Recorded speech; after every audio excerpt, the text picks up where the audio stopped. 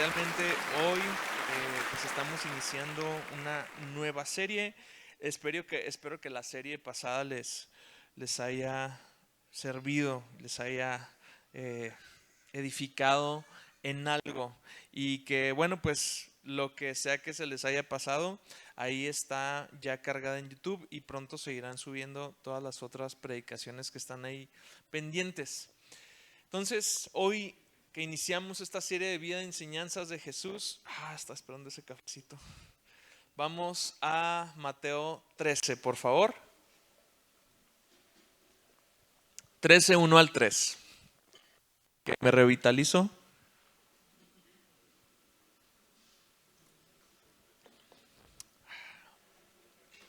Muy bien.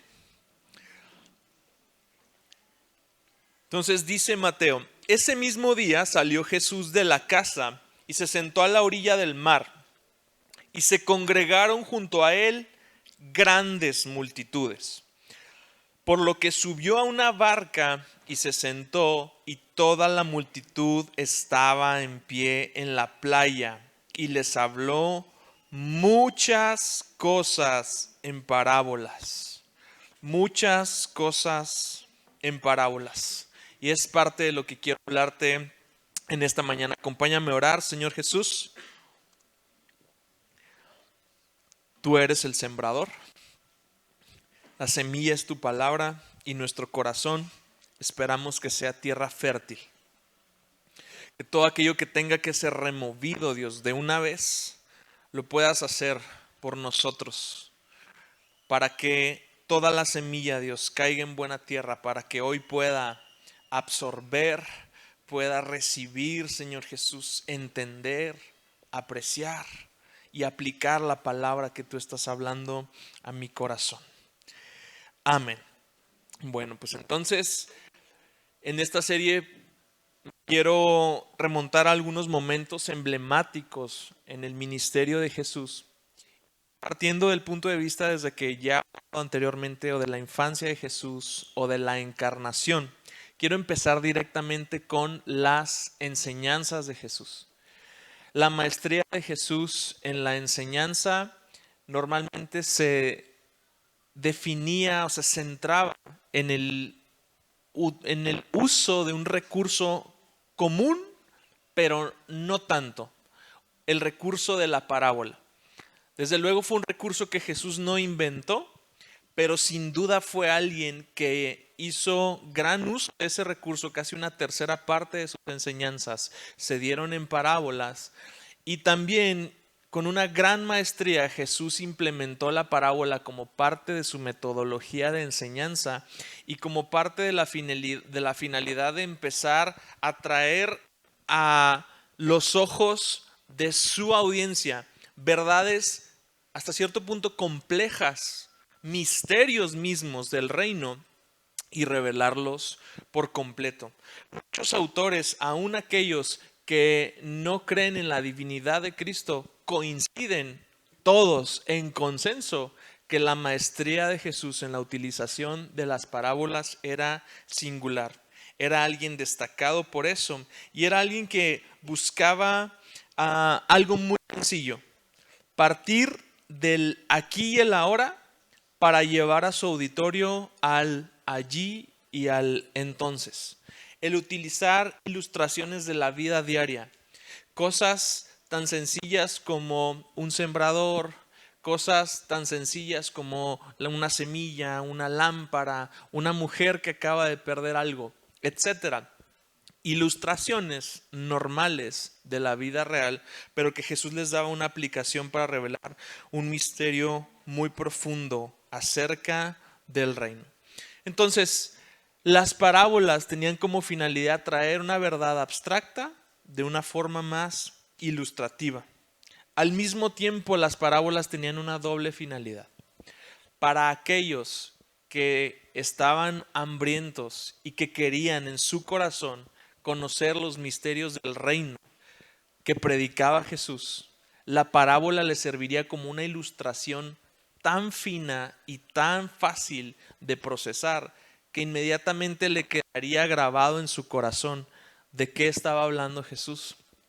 Al mismo tiempo, Jesús polarizaba mucho a las personas. Así como había aquellas multitudes que le seguían, había aquellas personas que también estaban en su contra. Para aquellas personas, las parábolas eran una forma de juicio. Una forma de juicio como lo decían los profetas, ¿no? Hablarás a este pueblo en parábolas, pero no te van a entender. ¿Por qué? Porque son un pueblo duro de corazón. La parábola se topaba directamente con la dureza del corazón. Y en lugar de tener el efecto que tenía con aquellas personas que querían conocer, que era revelar alguna verdad, para estas otras personas la parábola escondía todavía más la verdad. Marcos 4:12 dice una verdad muy importante acerca de por qué Jesús hablaba en parábolas. Decía, para que viendo vean pero no perciban, y oyendo oigan pero no entiendan, no sea que se conviertan y sean perdonados. Sin duda esta era una forma de juicio de Dios anticipado en aquellas personas que endurecían su corazón a la palabra del reino que estaba predicando Jesús. Entonces, en términos lisos y llanos y para pasar directamente a la médula de esto, ¿qué es una parábola? Es un discurso simbólico donde se enseña una lección o se dice algo importante. En este discurso se utilizan situaciones, personas o hechos conocidos para ilustrar una verdad desconocida o incomprendida. En pocas palabras, esa es una parábola. Entonces, cuando Jesús comienza a enseñar estas parábolas, comienza con una parábola muy importante. Es conocida como la parábola de las parábolas. Y me estoy refiriendo a la parábola del sembrador. La parábola del sembrador marca el inicio del discurso parabólico de Jesús y marca al mismo tiempo una gran importancia de la cual dependen todas las demás parábolas. Tal cual lo dice Jesús en Marcos 4:13. Les dijo a sus discípulos, ¿no entienden esta parábola? Es decir, la del sembrador. ¿Cómo pues comprenderán todas las otras parábolas? Entonces, la parábola del sembrador reviste una importancia muy grande respecto al entendimiento de las otras parábolas, porque tiene dos áreas de impacto muy importantes. Y esas son las áreas que quiero desarrollar en este día. La primera área de impacto de la parábola del sembrador es hablar al corazón del que oye. La parábola del sembrador trata de 4 diferentes tipos de terrenos en donde una semilla es sembrada. Para nosotros, los oyentes, nos pone en perspectiva 4 diferentes tipos de corazones. La palabra más importante en el Evangelio de Marcos acerca de esta parábola es escuchen. En el Evangelio de Mateo es entiendan. Y en el Evangelio de Lucas es acentuar que aquello que se debe escuchar y aquello que se debe entender es la palabra de Dios. Entonces, entramos directamente con la parábola del sembrador. Aquí los chicos me ayudaron porque lo que hice fue mezclar las 3 parábolas de los 3 evangelios de Mateo, Marcos y Lucas para integrar los elementos que puedan enriquecerla mejor y que de una u otra no estén presentes en algún otro evangelio, para que así la entendamos en toda su amplitud. Y les habló muchas cosas en parábolas diciendo, y el libro de Marcos empieza con esta palabra clave, escuchen. El sembrador salió a sembrar y al sembrar parte de la semilla cayó junto al camino. Y Lucas agrega, y fue pisoteada. Y vinieron las aves y se la comieron. Otra parte cayó en pedregales. Lucas dice, sobre la roca, donde no tenía mucha tierra y enseguida brotó porque no tenía profundidad de tierra, pero cuando salió el sol se quemó porque no tenía raíz, se secó. Lucas agrega esta frase, tan pronto como creció, se secó porque no tenía humedad. Versículo 7 de Mateo 13, otra parte cayó entre espinos y los espinos Agrega Lucas, al crecer con ella, crecieron y la ahogaron. Y Marcos dice, y no dio fruto. Los amarillos son de Marcos y los azulitos son de Lucas. Y no dio fruto. Y otras semillas, otra parte, cayó en tierra buena y dio fruto. Y creciendo y desarrollándose dieron fruto. Algunas semillas a 100 por uno, otras a 60, otras a 30. Y creció y produjo una cosecha a 100 por uno. El que tiene oídos para oír, oiga. Y esta fue toda la predicación a la multitud. Y aquí termina este discurso de esta parábola. Jesús sigue desarrollando otras parábolas. Y aquí los evangelistas nos ponen la parábola y la explicación de la parábola inmediatamente abajo. Pero para el auditorio que estaba en ese momento ahí no hubo explicación. Porque algo en lo que coinciden los tres evangelistas es que la explicación de la parábola viene aparte, viene en privado. Es ahí donde Jesús entonces tiene la posibilidad de hablarnos de esos 4 terrenos, de esos 4 tipos de corazones. Y yo quiero agregar algo. Esos 4 tipos de corazones tienen una consecuencia respecto a la palabra o respecto a la semilla que les está siendo dada. Entonces, vamos al primero de ellos. El primer terreno es junto al camino.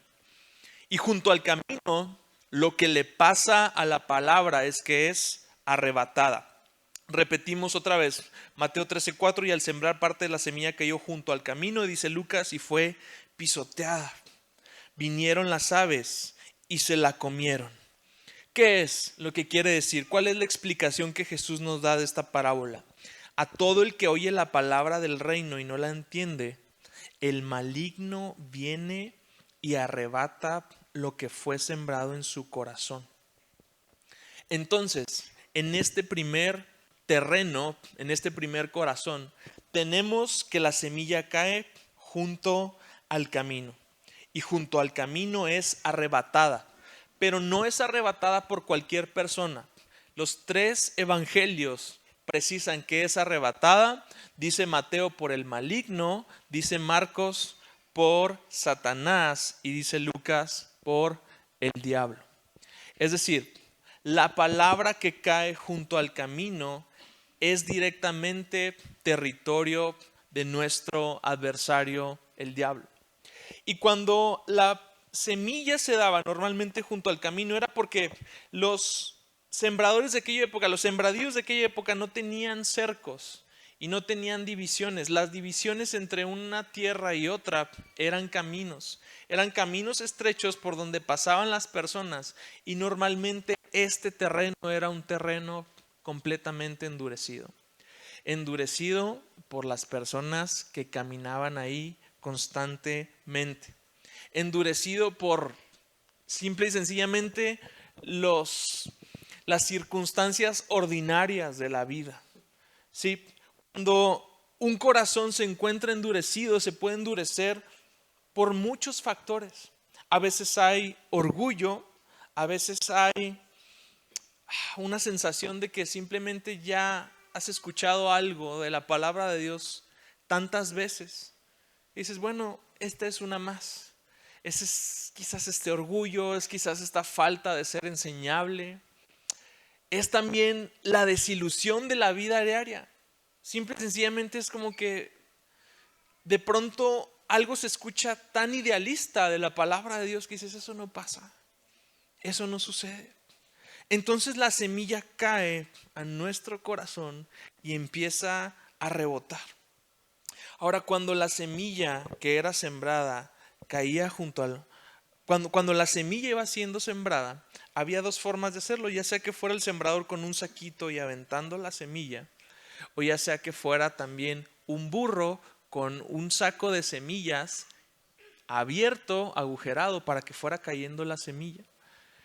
Cualquiera que fuera el método, siempre detrás del sembrador iba alguien con un arado porque en ese momento se iba cubriendo la tierra con el arado.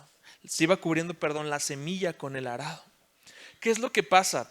Que no es que todos nuestros corazones vayan siendo tierra fértil, pero es que en el momento que cae la palabra en nuestro corazón, el Espíritu Santo es ese arado que va cubriendo la semilla.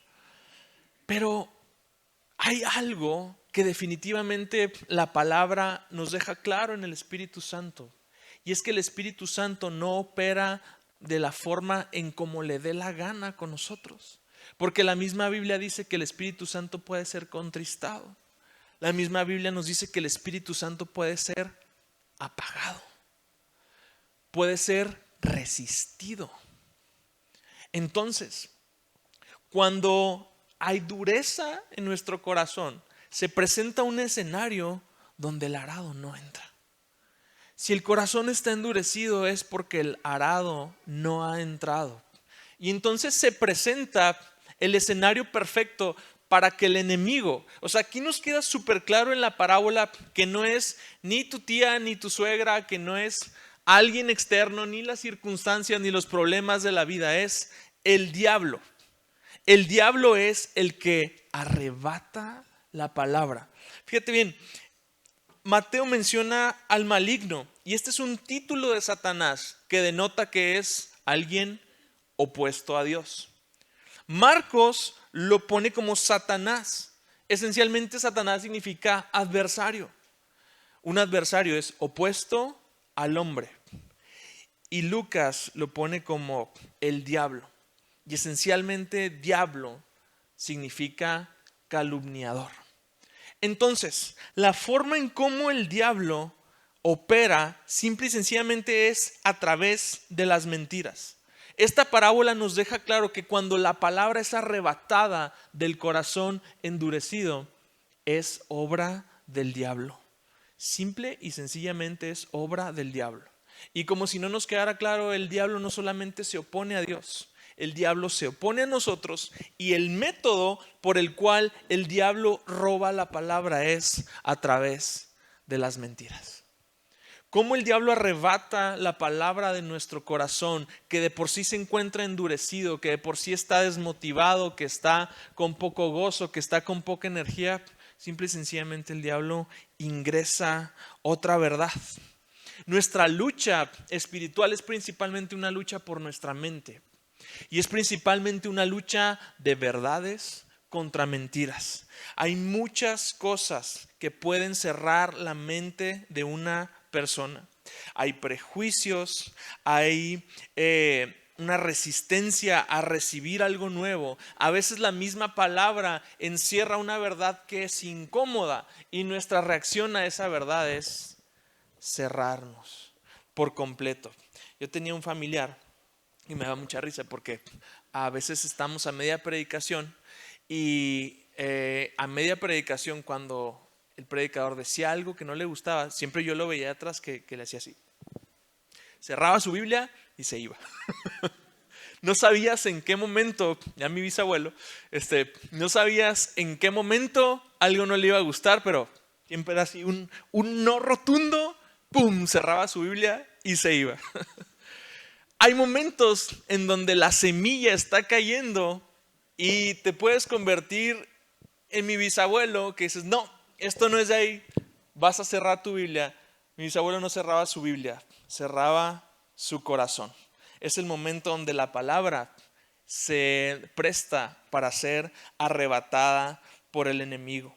Puede ser consecuencia del orgullo, puede ser consecuencia del miedo, puede ser consecuencia del rechazo a una nueva forma de pensamiento. A veces es parte de un carácter inmoral y a veces forma parte simplemente de cómo la persona reacciona a todo aquello que es nuevo, que no le resulta familiar. Cual sea que sea la razón por la que nuestro corazón se cierre, el enemigo inmediatamente se presenta. El enemigo está interesado en que la palabra sea arrebatada. El enemigo está interesado en que esa palabra no llegue a tu corazón. El enemigo está al acecho inmediatamente cuando un corazón endurecido llega a la sala. Tal cual aquellos cuervos se posaban en los árboles o se posaban en los predios contiguos a donde estaba el sembrador, normalmente eran cuervos los que estaban listos para llegar y llevarse la semilla. Hay aves de rapiña revoloteando a nuestro alrededor, esperando llevarse la palabra que Dios quiere sembrar en tu corazón. Un corazón duro no simplemente garantiza que te pierdas de la experiencia del domingo. Un corazón endurecido te pone en el peligro de que el enemigo te arrebate lo que Dios te dio, lo que Dios te envió, aquello que se supone. Sabes, la semilla es prácticamente insignificante. La semilla no tiene un atractivo en sí mismo. La semilla aparentemente no viene envuelta en algo que la haga algo deseable. Pero es el fruto de la semilla verdaderamente de lo que te está privando el enemigo. Un corazón endurecido por los caminares de la vida, un corazón endurecido porque ya está muy caminado, es el terreno en el cual el diablo asalta la bendición que Dios quiere mandar a nuestro corazón. Hay otro segundo tipo de terreno. Mateo 13:5, otra parte cayó en pedregales, donde no tenía mucha tierra y enseguida brotó porque no tenía profundidad de tierra. Pero cuando salió el sol se quemó porque no tenía raíz. Tan pronto como creció se secó porque no tenía humedad. Dice Jesús en su explicación: aquel en quien se sembró la semilla en pedregales, este es el que oye la palabra y enseguida la recibe con gozo. A ver, el primero ni la oye y se la arrebatan. Este la recibe y la recibe con gozo. Pero ¿qué pasa? Pero no tiene raíz profunda en sí mismo, sino que solo es temporal. Y cuando por causa de la palabra, subraya por causa de la palabra, viene la aflicción o la persecución, enseguida se aparta de ella. Lucas dice: creen por algún tiempo y en el momento de la tentación sucumben. Hay muchas personas que están a merced de las novedades. Hay muchas personas que son este terreno. No implica que la semilla cayó sobre piedras. No, cayó en un terreno donde no había pasado el arado y no había entresacado las piedras. Había una capa de tierra cubriendo las piedras. Una capa de tierra que le permitía a la semilla entrar y empezar a echar raíces. Pero inmediatamente empezaba a echar raíces, topaba. Ahora sí, con los pedregales. Y eso le permitía a la semilla inmediatamente dar fruto, pero ese fruto no permanecía. Saben, hay veces que el querer estar siempre a la moda produce este relativo entusiasmo en el corazón por escuchar al nuevo predicador, por escuchar la nueva predicación, por escuchar la palabra. Pero lo más importante, algo que nos está diciendo la parábola del sembrador, no es el método, no es la palabra en sí misma. Qué bueno que escuches buenos predicadores, qué bueno que busques algo fresco, pero lo más importante no es el método, es el corazón. Es que en mi corazón no haya esos pedregales ahí atorados, porque esos pedregales son al mismo tiempo mis grandes enemigos. Son las cosas en las cuales yo me voy a apoyar para decir: no, es que ya viene la persecución. Ya viene el desagrado de la sociedad con la que yo convivo por mi ahora nueva fe, por mi nueva perspectiva de la vida. Saben, las vidas de algunas personas están llenas de cosas que empezamos con entusiasmo y que luego no terminamos. Muchos proyectos sin acabar, muchas grandes y brillantes ideas que nunca se concretan en algo. Nos gusta la novedad, nos gusta aquello que es nuevo, que es fresco, pero la palabra de Dios requiere una tierra y un corazón en el cual ésta pueda florecer y en el cual se pueda dar el fruto. Al mismo tiempo, el entusiasmo es bueno cuando recibimos la palabra. Es bueno que recibamos con entusiasmo esa palabra y que ese entusiasmo impulse, pero el entusiasmo no es la tierra en la cual la semilla se siembra. El entusiasmo es el resultado de la semilla. No podemos construir sobre emoción. Sí podemos construir con emoción. Es bueno que construyamos con emoción. Es bueno que sirvamos con emoción. Es bueno que cantemos con emoción. Pero esa emoción en algún momento se apaga.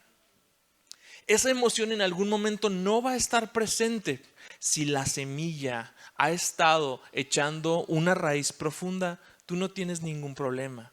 Pero cuando cayó en ese pedregal, hay problemas. Porque en algún momento vamos a empezar a apartarnos. Ve cómo Jesús menciona algo muy importante. Para empezar, no tiene una raíz profunda. El entusiasmo a veces nos hace vivir en puro entusiasmo y el entusiasmo es enemigo de profundizar en algo.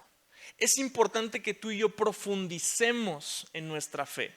Es importante que aprendamos a ir más allá.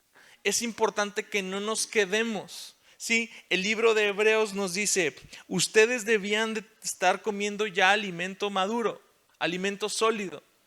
Pero dice, ahora tengo la necesidad, le dice el autor a su audiencia, de darles otra vez leche.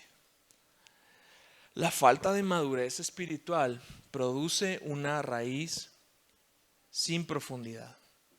Produce una raíz estrecha porque no hay algo que siga arando la tierra. No hay algo que siga entresacando las piedras. Necesita sacar las piedras con Codeal que tienes enseguida y le saca las piedras, por favor. Al mismo tiempo dice, es temporal. Y luego viene algo muy, muy honesto de Jesús. O sea, ve el discurso. Verdaderamente Jesús no trataba de sumar adeptos, ni un solo adepto, ni un solo discípulo que no estuviera consciente de por qué estaba ahí. Dice, y cuando viene, sino que es solo temporal, y cuando por causa de la palabra viene la aflicción o la persecución, enseguida se aparta de ella. Jesús está diciendo una verdad muy reveladora. Esa semilla que está cayendo en tu corazón y que va a empezar a crecer en tu corazón, va a ser causa de aflicción, va a ser causa de persecución. Esto nuevo que estás adquiriendo, esta vida en tu interior que se está gestando, es hermosa, sí, está llena de esperanza, pero Jesús no te está cortando una parte de la película y solamente te está poniendo la película. Dice, en algún momento van a venir aflicciones. Eso que tú crees te va a ser el raro de la conversación. Porque definitivamente te puedes sentar con el de los chakras, con el de los horóscopos, con el del dios de espagueti, pero por alguna forma el cristiano siempre es el raro, ¿sí? El del matrimonio entre hombre y mujer es raro, ¿sí? El que cree en el infierno es raro. El que cree que hay un enemigo es raro. El que cree en el pecado, todo lo que vimos en Cosmovisión Cristiana son los ingredientes de tu rareza personal. Bienvenido al club de los raros, porque no hay nadie más raro que un cristiano. No hay nadie más raro que un mundo. Esa rareza incomoda. Un día hablábamos Karina y yo con un matrimonio, porque servíamos en un ministerio juntos y teníamos tiempo como que los veíamos que estaban faltando. Y me dio mucha tristeza porque se abrieron un poco y con mucha amargura en su corazón y con tristeza nos estaban diciendo que antes ellos tenían muchos amigos y que tenían una gran vida social, pero que ahora sus amigos los habían dejado y que ya casi no se juntaban con esa gente. Y pues como que, ¿y para qué es esto? Me explico, o sea, ¿en qué me metí? No me lo dijeron textualmente, pero todo el discurso era pues no sé en qué me metí, porque ahora ya mi vida social ha cambiado, ya no es la misma. Y yo veía esto. La palabra había empezado a traer esa aflicción a su corazón. La palabra había empezado a fructificar, sí, pero no había una raíz profunda. No había una profundidad. Hubo entusiasmo. En un momento se acabó el entusiasmo. Empezaron los estragos de la vida social que había mutado y ya no había entusiasmo y ya no había gozo. ¿Y qué hacen estas personas? Aquí no es el enemigo. Yo soy muy fan de no echarle la culpa al diablo más que de, en promedio, la tercera parte de las cosas. O sea, a veces le queremos echar la culpa al diablo de todo y es importante considerarlo, pero aquí se pone en perspectiva otra gran verdad. Aquí no es el enemigo el que la roba. Aquí son ellos los que se apartan de la palabra. Dice Lucas, creen por algún tiempo y en el momento de la tentación sucumben. Dice Mateo, por causa de la palabra viene la aflicción o la persecución, enseguida se apartan de ella. No se puede vivir únicamente emociones pasajeras. Tenemos una mente y la obligación moral de usarla y de tener una fe inteligente. El cristianismo tiene exigencias y hay que mirarlas de frente antes de aceptarlas. El ofrecimiento de la palabra del reino no es solamente un privilegio, es una responsabilidad, y un entusiasmo repentino puede convertirse en cenizas más rápidamente que un fuego moribundo. El entusiasmo pasa muy pronto. Y la consecuencia del entusiasmo no es que nadie te quite ese gozo, es que tú decides apartarte. Tercer terreno. En el tercer terreno, que es entre espinos, la palabra simplemente se ahoga. Dice Mateo 13:7, otra parte cayó entre espinos y los espinos al crecer con ella crecieron y la ahogaron. Y dice Marcos, y no dio fruto. Y aquel en quien se sembró la semilla entre espinos, en la explicación Mateo 13:22, este es el que oye la palabra y al continuar su camino, dice Lucas, las preocupaciones del mundo y el engaño de las riquezas ahogan la palabra y se queda sin fruto. Y los deseos, dice Marcos, los deseos de las demás cosas entran y ahogan la palabra y se vuelve estéril. Y dice Lucas, y su fruto no madura. Es característico de la vida moderna el que esté llena de prisa, el que esté llena de ocupaciones. Hemos aprendido a hacer malabares con un montón de compromisos. Hemos aprendido a hacer malabares con horarios muy complicados, pero eso tiene fecha de caducidad. Y el estrago más importante que tiene una vida llena de complicaciones y llena de prisa es que la palabra de Dios siembra, y cuando crece junto con esas preocupaciones. O sea, que hay un efecto adverso, y es que sí cae la semilla y sí crece la semilla, pero hay sembrados junto a la semilla toda esta otra clase de espinos, es decir, toda esta clase de compromisos, toda esta clase de preocupaciones, toda esta clase de deseos. No solamente son las cosas ordinarias, son cosas a las que aspiramos y estas cosas van creciendo junto con la palabra. O sea, el punto no te estoy hablando de una vida sin aspiraciones, de una vida sin objetivos, de una vida sin proyectos, sin verdaderamente ganas de alcanzar cosas para el éxito. También el éxito en sentido humano no es rival del éxito en sentido espiritual, sino hasta que uno empieza a estorbar al otro. Sino hasta que eso empieza a crecer, no solamente al mismo tiempo, sino de forma más acelerada que la palabra en tu corazón. Este crecimiento de ambas cosas al mismo tiempo detona que este fruto, aunque sí creció, Perdón, que es esto que está saliendo de la semilla, aunque sí crezca, uno, se ahogue y dos, nunca dio fruto. ¿Por qué hay personas sin fruto? ¿Por qué hay hermanos piadosos que buscan y que quieren profundizar, pero que no hay un fruto que se ve en sus vidas? Porque hay más cosas alimentándose de la humedad que llega a su corazón. Hay más cosas alimentándose y creciendo en el corazón al mismo tiempo que el fruto, al mismo tiempo que la ramita.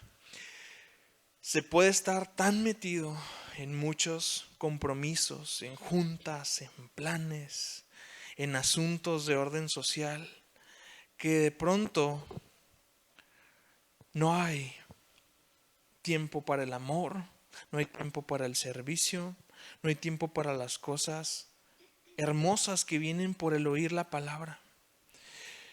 La trampa de las preocupaciones no son que busquemos cosas malas o que el fruto sea malo,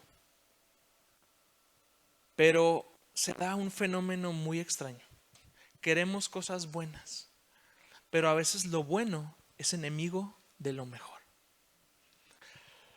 Jesús, bueno, esta no es una historia que él cuenta, es una historia que nos relatan los evangelios. 2 hermanas, Marta y María. Y Marta recibe una palabra de parte de Jesús. Afanada y turbada estás en muchas cosas. Y el contraste de su hermana María es, ella escogió la mejor parte. Esta palabra, no sabes, es de las más difíciles de digerir, porque yo me identifico tanto con Marta. Hay tanto que hacer. O sea, ¿cómo no atiendo a los invitados? ¿Cómo no ando prendiéndole al sartén y quieres más tortillas? ¿Cómo no haces eso cuando tienes a alguien en tu casa? Pero Jesús está poniendo en perspectiva. Le dice a Marta, son muchas cosas, Marta. Es más de lo que puedes manejar. Y eso que puedes manejar, estás ahí junto al maestro, pero te priva de la mejor parte, que es estar en el regazo del maestro.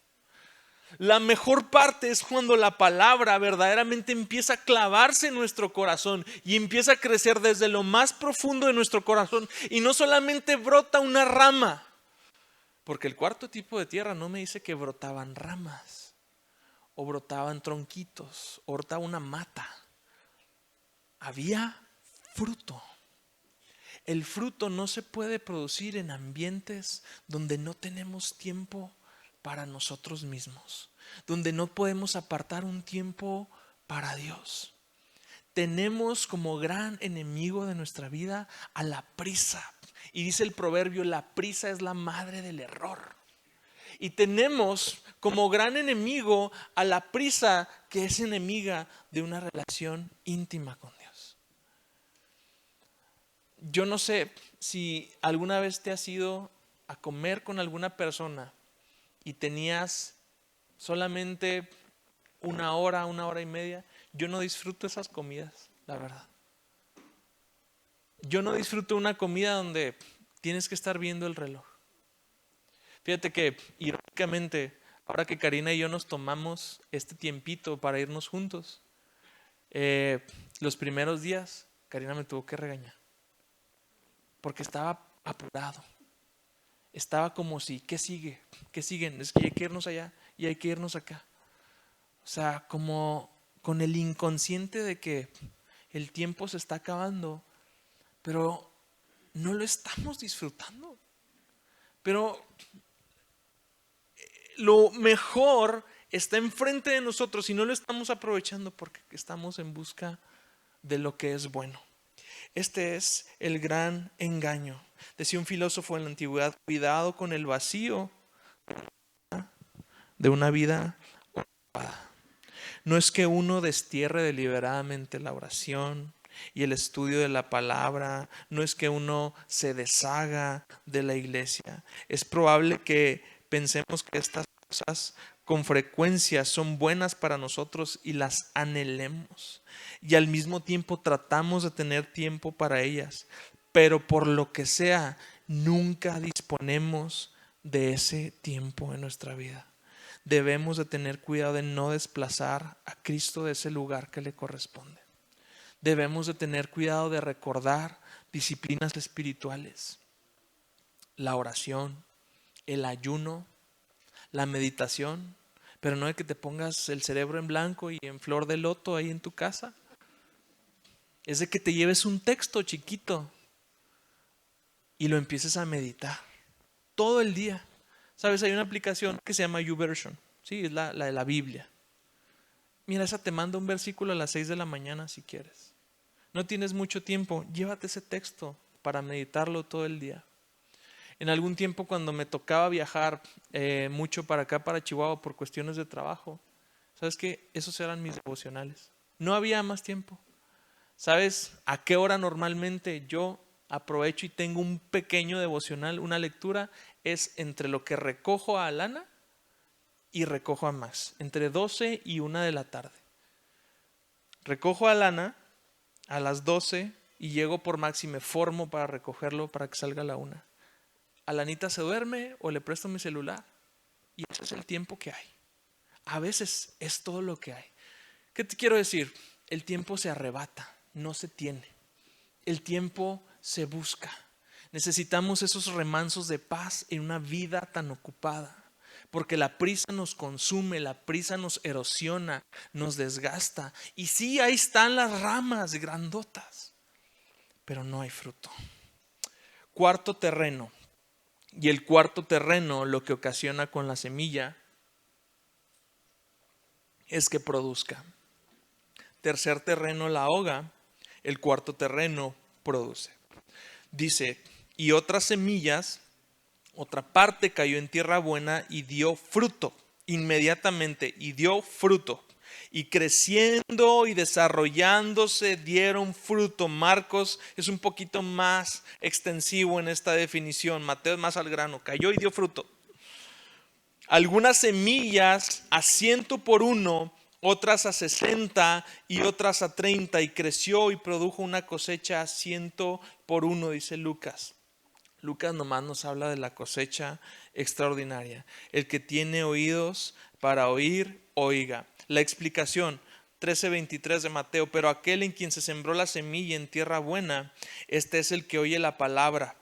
Ojo, Marcos agrega, la aceptan, y luego Mateo, y la entiende. Luego Lucas dice, son los que han oído la palabra con corazón recto y bueno. Y agrega esta palabra, y la retienen. Y me encanta, Lucas. Y dan fruto con su perseverancia. Es que no hay mejor antídoto para la emoción que la perseverancia. Cuando te queda, cuando se te acaba la espuma y los fuegos artificiales, ¿qué queda? La perseverancia. El aunque no quiera, aquí estoy. Algo que siempre les enseño a los aconsejados es que en la vida cristiana son más momentos donde tenemos que incluir la frase, a pesar de, aquí estoy. A pesar de, oro.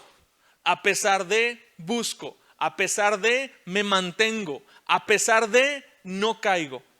Porque tenemos un montón de pretextos para que en nuestra vida o la palabra sea robada, o la palabra nos terminemos apartando de ella, o se ahogue con las preocupaciones. Pero a pesar de, el cuarto terreno no tiene y no encierra ningún misterio. Es muy sencillo. Esta es tierra buena y la tierra buena produce. Ahora, lo que es extraordinario es la cosecha. Jesús adrede da cosechas extraordinarias. 30, 60 y 100 por uno son cosechas abundantes. Se dice que una semilla, y esto lo saqué de un comentario, no tengo forma de soportarlo con la vida real. 7.5 a 12 por uno era la media de producción. La producción que dice Jesús es fuera de lo ordinario. Ese es el poder de la palabra en nuestro corazón. Por eso necesitamos buscar que nuestro corazón sea tierra fértil, porque el fruto, aunque sea 30-1, es extraordinario. Pero no solamente es 30, 60, 100. El fruto es gradual, porque yo no sé ustedes, pero yo no quiero ser tierra que se siembra una sola vez. Yo quiero ser tierra que le cae una vez y produce fruto, y que luego pase el sembrador, pase el arado sobre mi vida y vuelva a sembrar la semilla. Y hoy fue a 30, pero después puede ser a 60 y en el futuro puede ser a 100.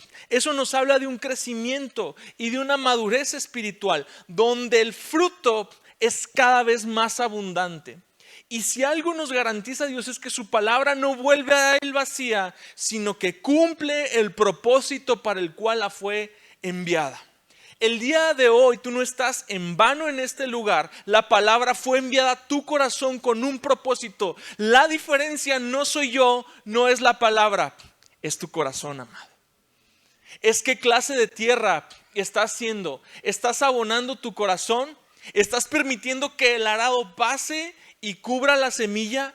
Porque es necesario y es indispensable para nosotros que ese arado pase una y otra vez, hasta despojarnos de la dureza, a despojarnos de la falta de profundidad, a que se arranquen esos espinos y esas preocupaciones que crecen, porque muchas veces las preocupaciones se anidan en nuestra falta de confianza en la soberanía de Dios. Si Dios no está en control de todo, yo tengo que hacerme cargo de algunas cosas. Como Dios no es totalmente mi proveedor, entonces yo tengo que estar con el celular. Oye, ya vendiste, oye, ya cerraste esto, oye, ya checaste lo otro. Y el WhatsApp, y checar el banco, todos los días checar la app del banco y cómo está.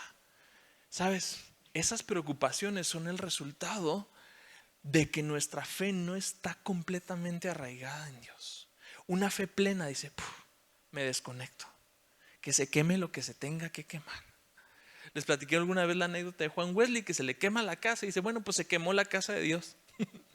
Era su casa, pero dice, bueno, pues como me la dio Dios, se quemó la casa de Dios, que la arregle. Es curioso y es chistoso, pero refleja una gran verdad en la vida de este hombre. La palabra estaba hasta el fondo. Y muchas cosas se pueden quemar y puedes ver lo efímero que son esas cosas. ¿Sabes? ¿Quién tiene realmente garantía sobre su dinero? Dígame, para invertir con ustedes. ¿Sí? Estamos en una economía que depende del dólar. El dólar es volátil, el dólar depende del petróleo. Y la verdad es que a menos que tengas lingotes de oro, no tienes nada seguro.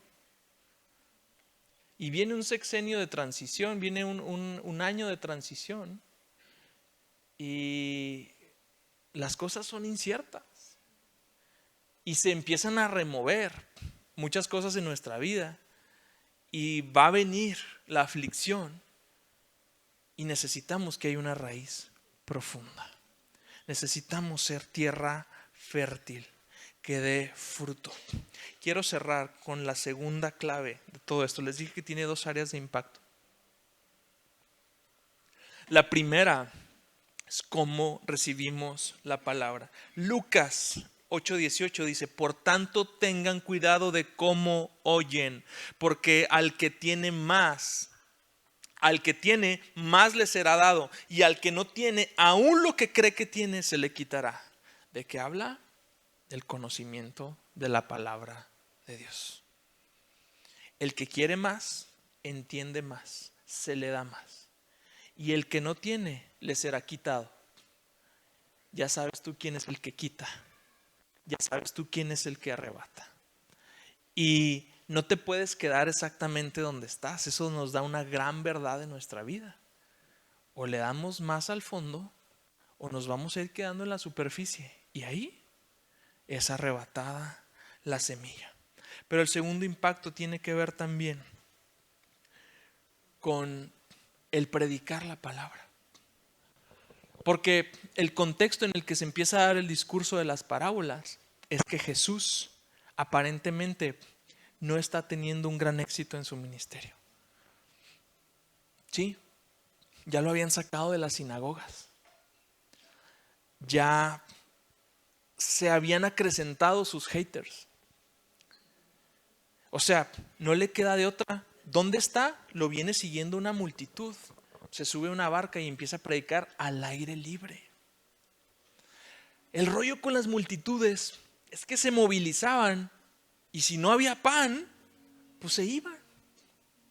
Y es que yo creo y veo cómo los apóstoles también necesitaban escuchar esto porque veían que muchas personas seguían a Jesús, pero muy pocas creían. Llegaba un hombre y le decía, pero déjame nomás que vaya y entierre a mi papá. Esto era, déjame que vaya y espere a que mi papá se muera y luego ya vengo contigo. Jesús decía, no. Otro que decía, yo te seguiré donde sea. Oye, yo no tengo ni dónde recostar la cabeza. Chao. El joven rico que decía, sí, ahí voy. Oye, pues tienes que deshacerte de tus bienes. No puedo. Los apóstoles veían cómo un montón de personas seguían a Jesús y al mismo tiempo había una puerta giratoria inmensa donde muchas multitudes pasaban y muchas multitudes salían. Eso nos dice una gran verdad y un gran misterio del reino.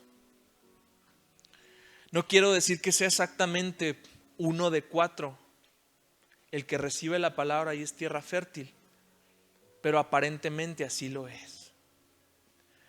Y yo sé que muchos de nosotros hemos estado quizás predicándole a alguien, orando por alguien, esperando que se convierta, y tú no ves el resultado de esa predicación. Y también al no ver el resultado del fruto en las personas, de aquellos a quienes estás predicando, te desanimas. Dices, no, pues no. Una cosa nos dice la parábola. Al principio, un gran secreto. El sembrador salió a sembrar. El sembrador siembra y avienta la semilla. El sembrador no se percata de dónde está sembrando. Número 1. Tú y yo no sabemos ni podemos fungir como jueces de dónde estamos sembrando la palabra de Dios. Pablo le dice a Timoteo, predica a tiempo y fuera de tiempo. Esta calquita que traigo aquí es esa ilustración. A tiempo y fuera de tiempo. Predica la palabra. Tú y yo no sabemos en qué terreno está cayendo, pero el sembrador salió a sembrar y nosotros somos también ese sembrador que sale a sembrar la palabra. No sabes en dónde está cayendo. El fruto lo dará, el fruto lo dirá. En algún momento tú te darás cuenta cuál va a ser la cosecha de ese fruto, cuál va a ser la cosecha de esa predicación que acabas de dar, pero no te puedes desanimar. No podemos dejar de predicar la palabra solo porque algunas cosas se han estado afrontando. Y hemos visto que no hay éxito, y hemos visto que no hay fruto, y hemos visto que la persona a la que le estás predicando no entiende. El sembrador sale y avienta la semilla. Pablo le decía a la iglesia de Corinto, yo planté, Apolos regó, pero Dios es el que da el crecimiento. El sembrador sale a sembrar todos los días. Dios es el que da el crecimiento de la semilla. Yo no he visto a ningún agricultor obsesionado viendo así las matas a ver a qué hora van a salir. Sale, le pide a Dios que mande lluvia, que esa lluvia riegue la tierra y la tierra dará el fruto según la calidad de tierra. Para muchos de nosotros quizás ha habido el desánimo de decir, es que no me escuchan, es que ¿para qué? El labrador siembra con la confianza de que aunque parte de la semilla se malogre, sin embargo, la parábola nos dice algo, la cosecha es segura. La cosecha es segura. Así que esta es una parábola no nada más de exhortación para el que la recibe, pero de aliento para el que predica. El que predica necesita verse alentado a seguir predicando una y otra vez. Este salmo lo dio también Dios este miércoles. Salmo 126, 5 al 6. Y yo decía, esto tiene todo que ver con la plática del domingo. Decía, los que siembran con lágrimas, segarán con gritos de júbilo. El que con lágrimas anda llevando la semilla de la siembra, en verdad volverá con gritos de alegría, trayendo sus gavillas. Trayendo aquí tus manojos de trigo. Si agarró la onda mi papá, si agarró la onda mi hermano, ya se convirtieron, ya le abrieron la puerta de su corazón a Cristo, ya es Él el Señor de sus vidas. Tú sigues sembrando con lágrimas, porque en algún momento Dios te dará el cosechar con gozo. Tú no sabes en qué momento esa semilla va a germinar y qué clase de fruto va a producir. Sigamos sembrando al mismo tiempo que le permitimos al sembrador de nuestras almas seguir poniendo en nosotros su semilla, y nosotros nos enfocamos en ser buena tierra. Tú y yo no llegamos a este lugar siendo ya buena tierra. No, éramos de la peorcita, pura piedra caliza, pero el Espíritu Santo empezó su obra en nuestro corazón. Y al mismo tiempo, conforme la palabra empezó a penetrar, la obra continúa, la semilla va profundizando y el fruto se va viendo. Esta es una parábola de toda la vida cristiana. Porque hay veces donde yo, que creo que soy buena tierra, también soy duro en algunas cosas, soy emocional en otras, y en otras estoy demasiado ocupado y demasiado obsesionado con deseos y con emprendimientos y con muchos proyectos como para darle importancia a la palabra de Dios. Este es un llamado a que todos otra vez nos replanteemos nuestra vida y cómo recibimos la palabra. ¿Qué clase de terreno somos para que ese mismo terreno lo seamos siempre? Déjame orar por ti para terminar, Señor. Gracias por esta palabra, Dios. Gracias porque tú sigues sembrando la semilla en nuestro corazón. Espíritu Santo, tú sabes cuál es la radiografía ahorita de mi corazón. Y tú sabes que quizás yo no llegué ahorita siendo tierra fértil. Que hay creciendo en mi profundidad espinas. Que hay pedregales todavía en la superficie. O que hay una capa de dureza, un rechazo que ocasiona que el enemigo venga y la robe. Padre Santo, que cada uno de nuestros corazones pueda ser transformado como al principio, siga siendo transformado. Dios, que yo no sea un obstáculo, que yo no sea, Dios, alguien que entorpece la obra de tu Espíritu Santo a través de entristecerlo, a través de apagarlo, a través de resistirlo. Señor, que tu semilla llegue a lo más profundo de mi corazón. Señor Jesús, que haya en cada uno de nosotros la esperanza no solamente de ser buenos receptores y buenos aplicadores de la palabra, sino también buenos sembradores, Dios. Que llevemos la semilla aún con lágrimas, pero no dejemos de llevar la semilla.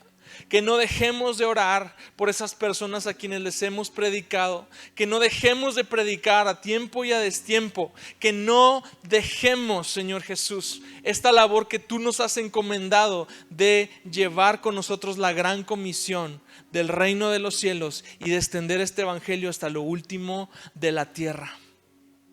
Danos esperanza y paciencia, Dios, para que mi fruto se presente y yo pueda verlo y pueda multiplicarlo, y para que al mismo tiempo yo pueda esperar a ver el fruto en personas en quienes yo he estado hablando. En el nombre de Jesús. Amén. Pues muchas